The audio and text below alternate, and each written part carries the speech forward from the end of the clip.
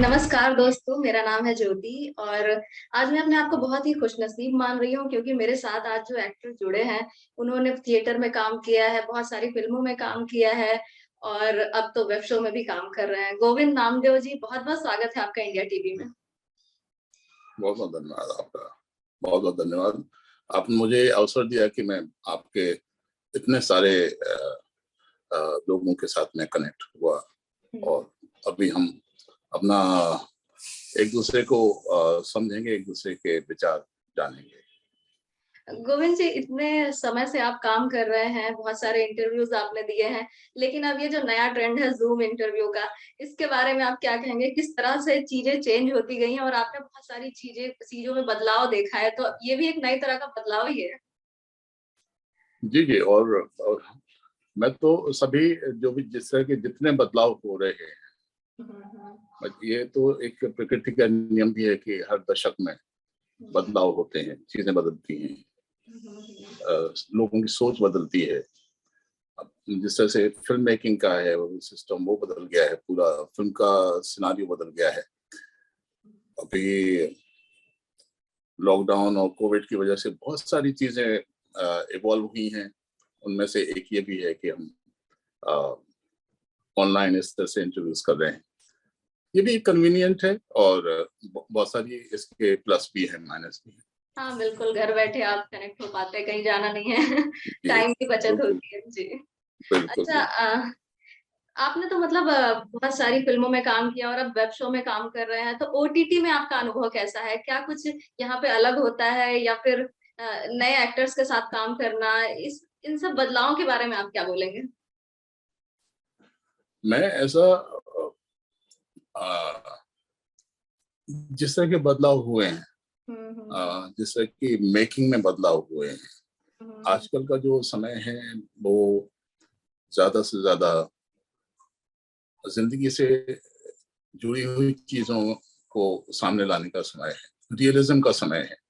हुँ, आपकी film making का या वेब सीरीज़ की जो जिसकी आप बात कर रहे हैं, ये ओटीटी का इस तरह से एक दौर आया है, हुँ। ये कमाल का दौर है।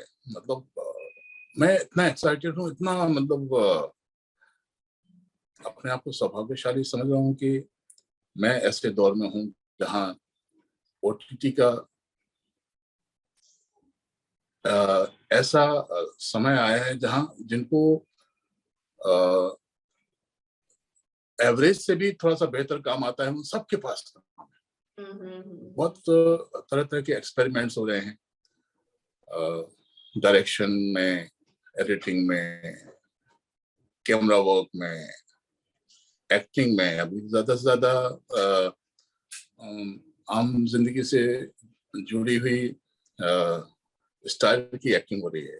जिस तरह हुँ। से आम ज़िंदगी में बोलते हैं लोग, बिल्कुल उसी तरह से एक्टर्स ट्राई कर रहे हैं उस तरह से एक्ट करने का और वो लोग पसंद कर रहे हैं। हुँ। अब मेन बात ये है कि दर्शक पसंद कर रहा है। राइट। सो उसी तरह से फिर आम ज़िंदगी से जुड़ी कहानियाँ आ रही हैं, सब्जेक्ट्स आ रहे हैं हुँ। और चूँकि अब सब कुछ ग्लोबल हो गया है, जो वेस्टर्न कंट्रीज़ में हम देख रहे हैं, आज आज देख रहे हैं, वही हम उसी हिसाब से हम भी चेंज हो रहे हैं, हमारे अंदर भी बदलाव आ रहा है, हमारी सोच में भी बदलाव आ रहा है, हमारी प्रेज़ेंटेशन में भी बदलाव आ रहा है।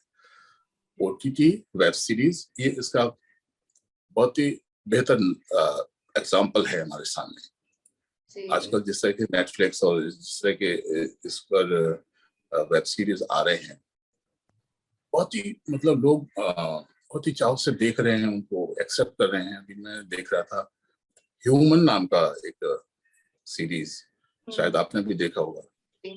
क्या कमाल का मेकिंग है, क्या प्रेज़ेंटेशन है, क्या परफ़ॉर्मेंसेज़ हैं, क्या कैमरा वर्क है। हुँ, सो हुँ। ये बहुत ही सकारात्मक बदलाव है जिसका मैं पूरे दिल से हृदय से स्वागत करता हूँ।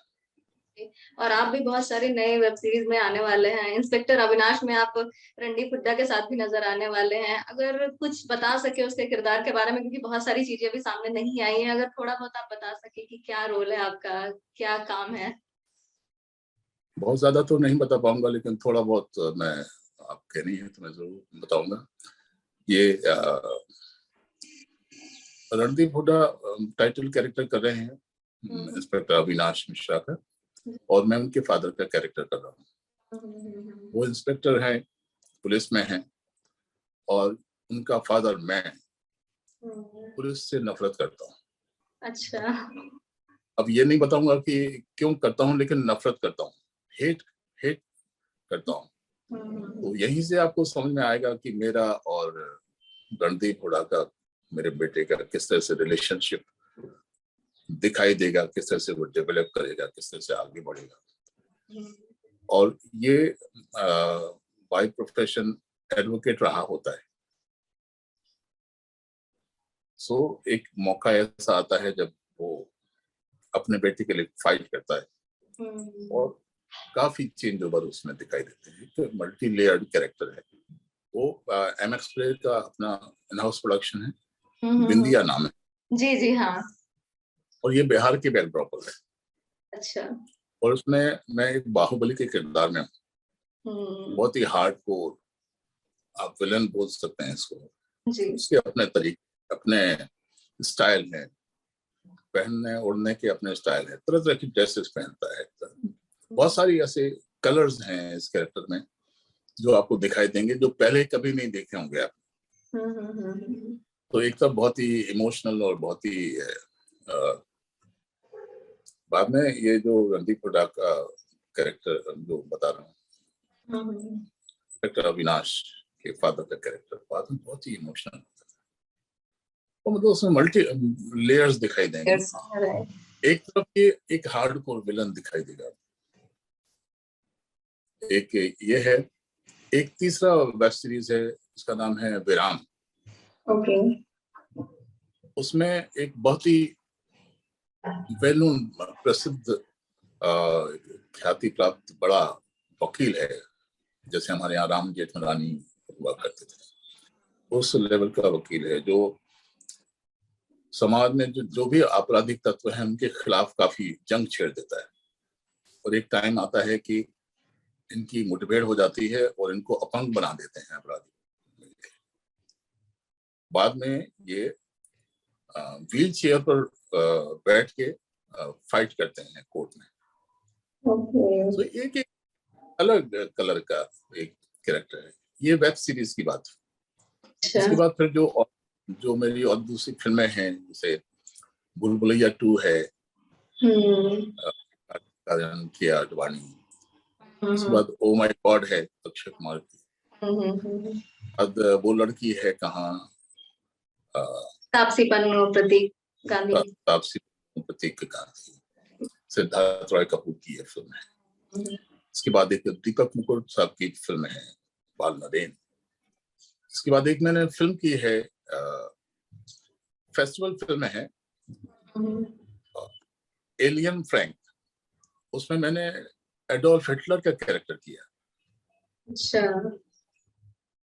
सो ये तरह तरह के, और ये मतलब मैं कहूँगा बड़े संयोग की बात है ये कि ये जो लगभग 7 प्रोजेक्ट्स मैंने गिनाए, ये 7 प्रोजेक्ट्स इसी साल में आने वाले हैं। मतलब 2022 और 23 में हमें 2022 जो है पूरा भरा पूरा है, और तरह तरह के कलर्स देखने को मिलेंगे मेरे। ये तो है, हमने मतलब आपको शुरू से फॉलो किया, आपकी बहुत सारी फिल्में देखी है, और बहुत खासियत होती है आपके किरदारों में कि कोई भी किरदार एक दूसरे से मैच नहीं करता। भले ही कितने तरह के आपने विलन का रोल किया, विरासत में आप विलन बने हैं, उसके बाद बैंडिट क्वींस में आपने विलन का रोल किया है, लेकिन हर बार हर किरदार एक दूसरे से अलग रहा है। अगर प्रेम बैंडिट ग्रंथ है, क्वींस, हाँ हाँ, प्रेम प्रेम ग्रंथ है, ग्रंथ है, राइट, सरफरोश है, हाँ, तो वही मतलब सत्या है। सत्या है, ये सब नेगेटिव किरदार हैं, विलन हैं, लेकिन बिल्कुल अलग अलग अलग है कैरेक्टर्स हैं, बिल्कुल। अलग। और जो हम बोलते हैं मेथड एक्टिंग की है आपने, क्योंकि उसके हमें तो पता था कि जब आप उस रोल कर रहे थे और आप लकवाग्रस्त आपने विलेन का रोल प्ले किया था विरासत में, उसके बाद जो है बहुत टाइम तक, करीब 1 महीने 1.5 महीने लग गए आपको उससे निकलने में, क्योंकि आपने इतनी एक्टिंग कर ली उसकी, इतना रियल लाइफ में वो आपको घुस गया था। तो ये सब एक्टिंग हमने इसमें क्या आपकी। ये पूरा जबड़ा हमने ये इसकी प्रैक्टिस की थी। ये और ये ऐसे हाथ ये। अब राइट। एक प्रैक्टिस करते करते एक टाइम ऐसा आया था हम्म। मतलब वो ये बात करते करते भी ऐसे ऐसे होने लगता था। हम्म। क्योंकि ये प्रैक्टिस इतनी हो गई थी। कोशिश ये थी कि जब मैं कैमरे के सामने आऊं तो किसी तरह से कुछ भी अनकंफर्टेबल ना रहे, आ बिल्कुल रहे हैं, हाँ। सड़क से मैं कैमरे के सामने अपनी बॉडी लैंग्वेज पकड़ सकूं। हम्म, ये सो है। ये मतलब खाने खाते हुए भी मतलब जैसे प्रैक्टिस कर रहे हैं, प्रैक्टिस में है तो खाना खा रहे हैं, खाना ऐसे तो ये पूरा ये स्टाइल बनाया था थोड़ी बहुत शब्द बोलने का और हम्म, कैसे। जी। तो और शूटिंग हाँ, और इस खत्म होने तस्वीर के में बाद तो हाँ, इस फिल्म में डायलॉग भी नहीं थे जो आपके कहने के बाद लिखे गए हैं, ये भी हमने सुना है इसके बारे में। जी जी जी जी, जब मुझे नरेट किया गया था तो इसमें डायलॉग्स नहीं थे। हम्म। तो एक असमंजस सा हो गया था कि मैं ये करूं कि नहीं करूं, क्योंकि डायलॉग्स नहीं है, डायलॉग्स नहीं है तो इतना स्कोप नहीं होगा मुझे दिखाने का। लेकिन काफी डिस्कशन के बाद फिर मैंने सोचा कि इसको थोड़ा रिसर्च वर्क करके इसमें कुछ ना कुछ ऐसे कलर्स में डाल सकता हूँ जो इस कैरेक्टर को कहीं ना कहीं इम्पैक्टफुल बना सकते हैं। तो ऐसा सोच के फिर मैंने ये एक्सेप्ट किया। और ऐसे अपने रिसर्च वर्क में ऐसे दो खास लोगों से मिला जिनको ये लकवा आया था, लकवे का अटैक आया था। और संयोग से उनमें एक डॉक्टर भी थे जिनको अटैक आया था। तो मैं उनसे पूरी वो डिटेल पूछ सका कि अटैक आने के बाद पेशेंट क्या महसूस करता है, वो कैसे छटपटाता है, कैसे उससे निकलने की कोशिश करता है, उसकी बॉडी लैंग्वेज क्या होती है, उसकी बॉडीली क्या कोशिशें होती हैं, दिमाग से वो क्या कोशिश करता है। ये सब जो अंदरूनी बातें हैं ये सब मैंने उनसे पूछी और वो बता सके क्योंकि वो डॉक्टर थे। हम्म। उन्होंने बताया कैसे कैसे होता है, कैसे छटपटाहट होती है, कैसे वो अपने आप को बचाने की कोशिश करता है। और बाद में जब वो होश में आता है, जब वो रिकॉल करता है, नॉर्मल होता है, उसके बाद जो बॉडी होती है जिससे जहां जहां अफेक्ट होता है तो किस तरह से अपने आप को कैरी फॉरवर्ड करता है। और अगर स्ट्रॉन्ग इमोशंस जब आती हैं, किसी मतलब गुस्सा आता है, मानो रोना आता है, या किसी खुशी होती है तो किस तरह से वो जाहिर करता है व्यक्ति। मान लो वो बोल नहीं सकता है तो वो कैसे व्यक्त अभिव्यक्त करेगा। तो उन्होंने बताया कि कैसे एक कोशिश करता है वो शब्द बोलने की, बोल नहीं पाता लेकिन बोलने की कोशिश करता है। कोशिश में एक दो शब्द ऐसे शब्दों की थोड़ी बहुत मफल्ड साउंड बाहर आती है। तो जब उन्होंने ऐसी कुछ बात की तो मुझे लगा कि मैं भी ऐसी कोशिश कर सकता हूँ कि सीन में कुछ बोलने की कोशिश कर रहा है ये, और पूरे शब्द नहीं निकल रहे हैं, थोड़े निकल रहे हैं लेकिन निकल तो रहे हैं। तो फिर मैंने इस आधार पर कुछ इम्प्रोवाइज किए डायलॉग्स और उस पर्टिकुलर सिचुएशन में जो सीन्स मुझे दिए गए थे। और इम्प्रोवाइज करते करते करते मुझे एक स्टाइल आ गया उसका बोलने का। एक लकवाग्रस्त व्यक्ति जिसका मुंह टेढ़ा है, नहीं बोल सकता, कोशिश करती किस तरह से शब्द बाहर निकालता है। तो वो मैंने उसकी फिर वो प्रैक्टिस करके वो अभ्यासों का तो बहुत ही मतलब कि संस्कार मिला हुआ था, बचपन से भी मिला हुआ है। और चूंकि मैं थिएटर से रहा हूँ तो आमतौर पर थिएटर के एक्टर्स खूब प्रैक्टिस करते हैं, खूब रिहर्सल्स करते हैं, उनको आदत होती है। तो मैंने खूब प्रैक्टिस की। और जब मुझे लगा कि हाँ ये कुछ बन रहा है तो फिर मैंने वो डायरेक्टर प्रियदर्शन को दिखाया। वो बहुत ही इम्प्रेस हो गए, उनका कमाल है, ये तो बहुत अच्छा है। तो उन्होंने जो विनय शुक्ला जी थे जो लिख रहे थे, उन्होंने उनको बोला कि इनके लिए डायलॉग्स लिखो। तो फिर उस तरह से मुझे उस कैरेक्टर के डायलॉग्स लिखे गए और फिर मैंने उनको परफॉर्म किया, जो लोगों ने देखा और लोगों ने इस कैरेक्टर को बहुत पसंद किया। अच्छा, कितनी कमाल की मेरा बात है। नाम बहुत हाँ, मेरा कमाल की नाम बात। बहुत हुआ है। हाँ, ये कमाल की बात है कि आपको रोल ऑफर होता है और आप मतलब उसके बाद आपने इतनी तैयारियां कर ली बिना अपने डायरेक्टर को बताए, उसके बाद आप पूरी तैयारी के साथ पहुंचते हैं, जो बहुत बड़ी बात है ये। क्योंकि आपको पता भी नहीं कि पता नहीं ये चीज अप्रूव होगी या नहीं होगी, लेकिन फिर भी आपने इतनी मेहनत की, बहुत बड़ी बात है। जी, जी। अच्छा ये क्योंकि हमने सीखा है, एनएसडी में सीखा है अपने, जैसे ही कैरेक्टर मिलता है हम फिर हर तरह से उसको एक रिसर्च हमारी चालू हो जाती है, उसका अपीयरेंस कैसा होगा, उसकी चाल कैसी होगी, उसकी उसका बोलने का सुर क्या होगा, क्या भाषा वो बोलेगा, किस तरह की उसका बैठना कैसा होगा, उसके नॉर्मल जेस्चर्स क्या होंगे, ऐसी बहुत सारी चीजें जो हैं हमने सीखी हुई हैं। हमको बताया गया है कि इन सबको इनकॉर्पोरेट करना है जब आप कैरेक्टराइजेशन करते हैं। तो अब जब भी कोई भी कैरेक्टर मिलता है हम कहीं ना कहीं से उसको आम जिंदगी से जरूर जोड़ने की कोशिश करते हैं।